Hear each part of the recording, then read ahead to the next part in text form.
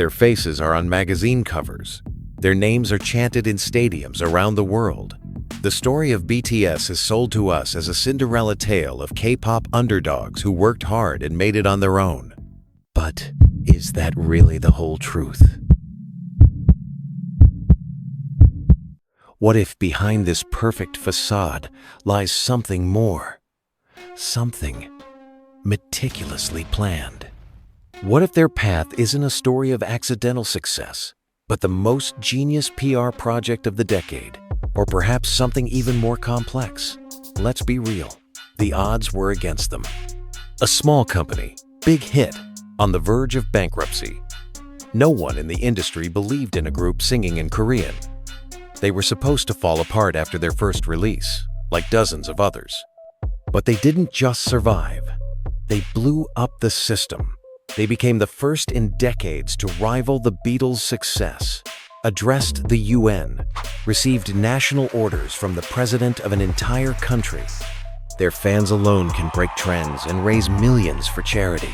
This is a level of influence comparable to nation-states, and this is where all logic fails. Too perfect, too global, too timely. It all doesn't fit the framework of a normal music group's career. It feels like the execution of a script or a code that activated the most devoted army in the world. A code that made people cry to their songs without understanding a word of Korean. And today, we will try to crack it. Welcome to the ultimate investigation of the BTS phenomenon. Buckle up. So, where does any great operation begin? With the tool. Their main tool was music, but not the kind that just plays on the radio. Their sound was different from the start. Intentional.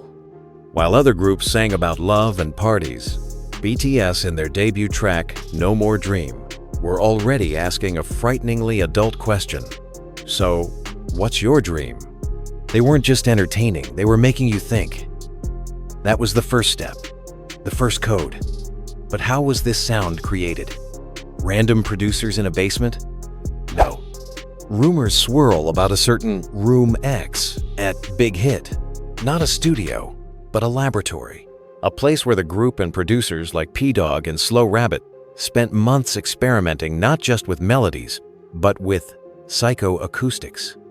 They studied which frequencies cause chills, which beats make the heart beat faster in sync, and which harmonies create a feeling of melancholy and catharsis at the same time. Their music isn't a set of notes, it's a precise mathematical calculation at the level of emotion. And this calculation evolved with the audience. Early aggressive hip-hop attracted rebellious youth.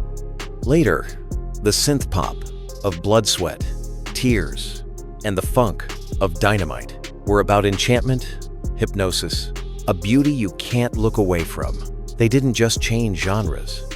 They changed methods of influence, from a direct question to subtle suggestion, from protest to philosophy. They cataloged human emotions and learned to sell them back to us in the form of songs. And we asked for more. But sound is only one element of the code. A much more important key lay in how they communicated with those who listened to it. Any band has fans. But ARMY isn't just a fan base. It's a culture, an economy, its own universe with its own laws. And its emergence isn't a happy accident. It's the world's best machine for creating a sense of belonging. Remember, the endless V live streams where they weren't perfect stars, but tired guys eating noodles and sharing boring details of their day. This created an illusion of closeness, an illusion of friendship, the illusion that you know them personally. It was a genius move to erase the line between star and fan. But that was just the first level. The second level was creating a shared struggle. We're not recognized, they're against us, but we'll break through together. An underdog story any teenager could identify with. Every award, every record-breaking achievement was presented not as their personal victory, but as our shared victory, a victory for ARMY. They gave fans not just music, but a mission.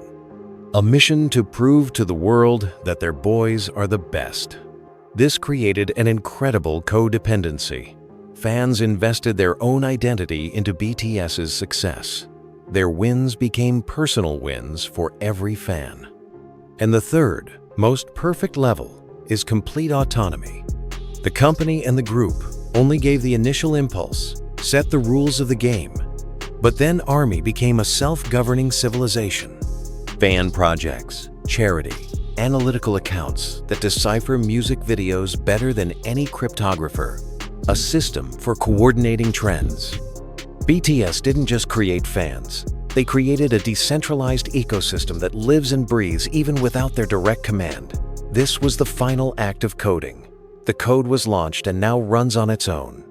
The company Big Hit Entertainment, now HYBE, has always positioned itself as a big family, a cozy office, the fatherly attitude of producer Bang Si-hyuk towards the members, the touching story of how he mortgaged his house to finance their debut.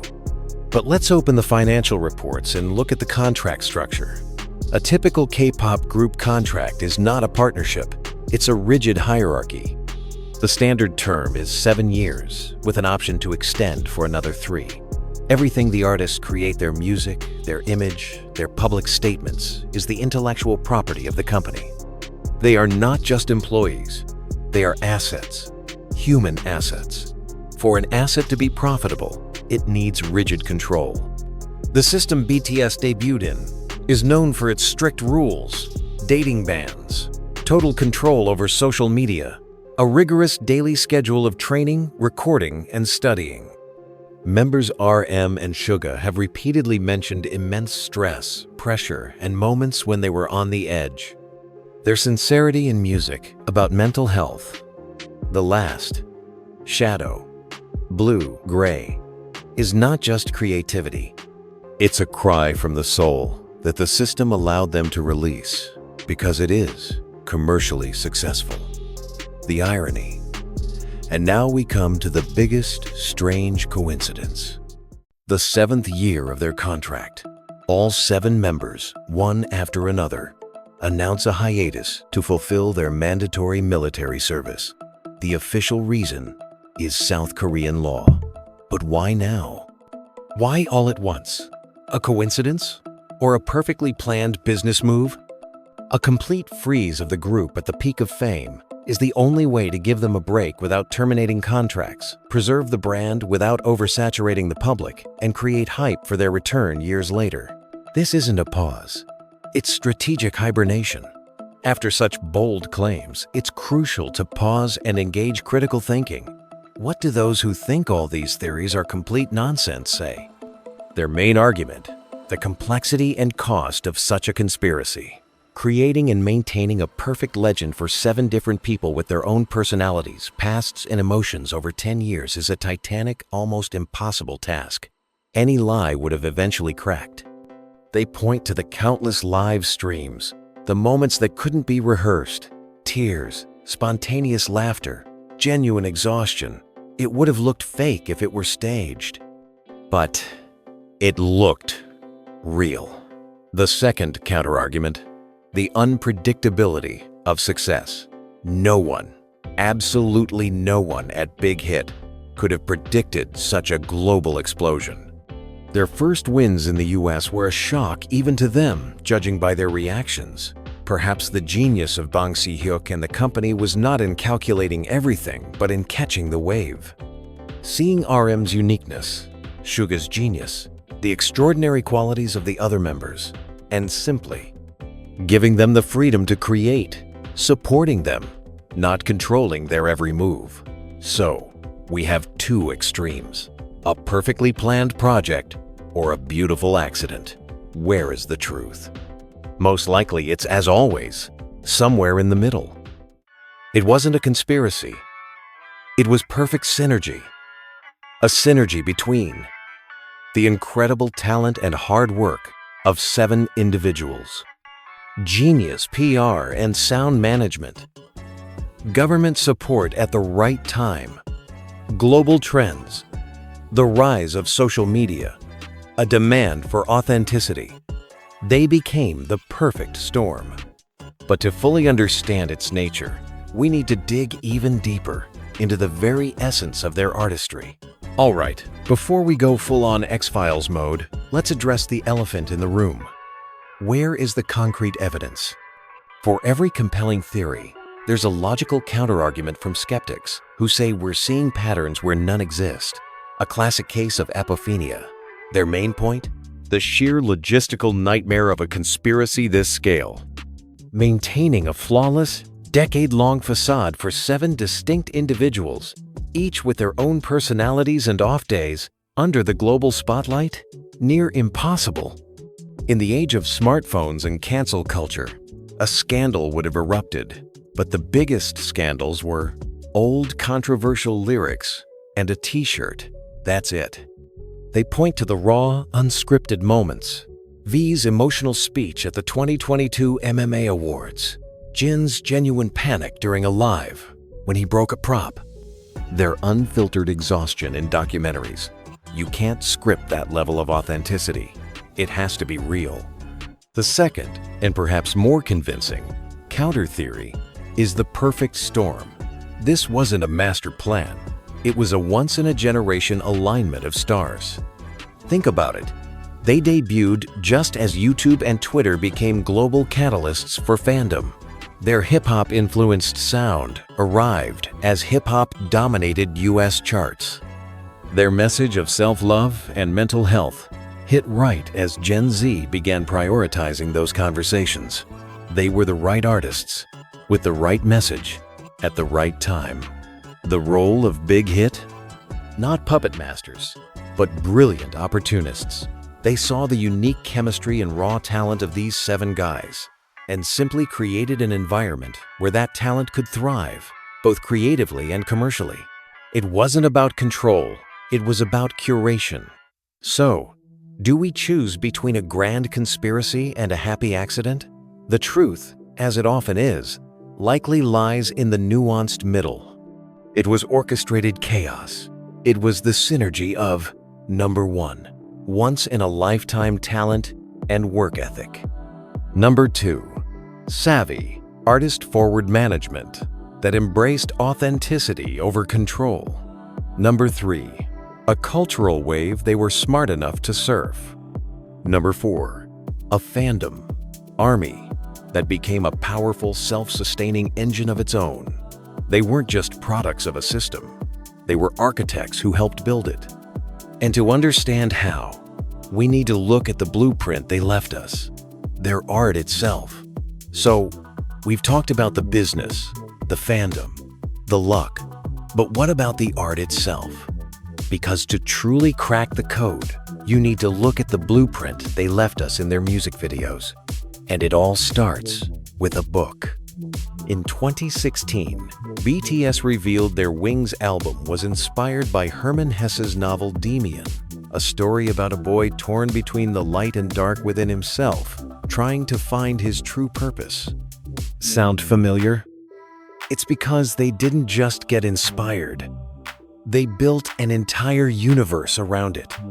The Bangtan Universe, or BU.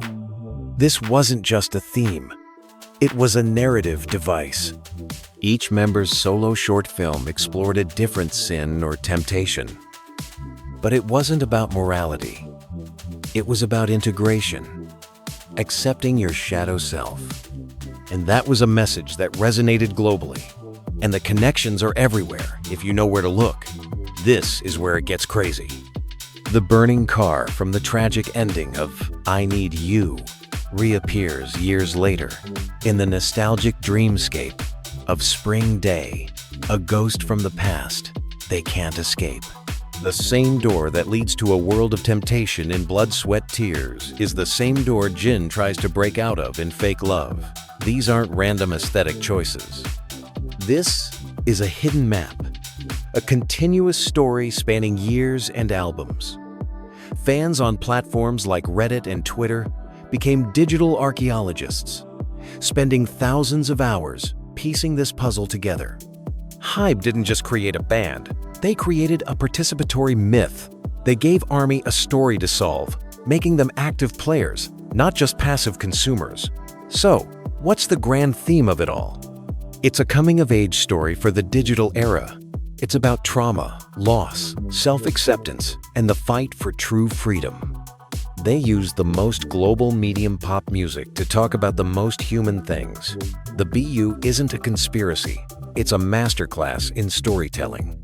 It's proof that pop culture can be deep, that music videos can be literature, and that a boy band from South Korea could make the whole world care about a 100-year-old German novel.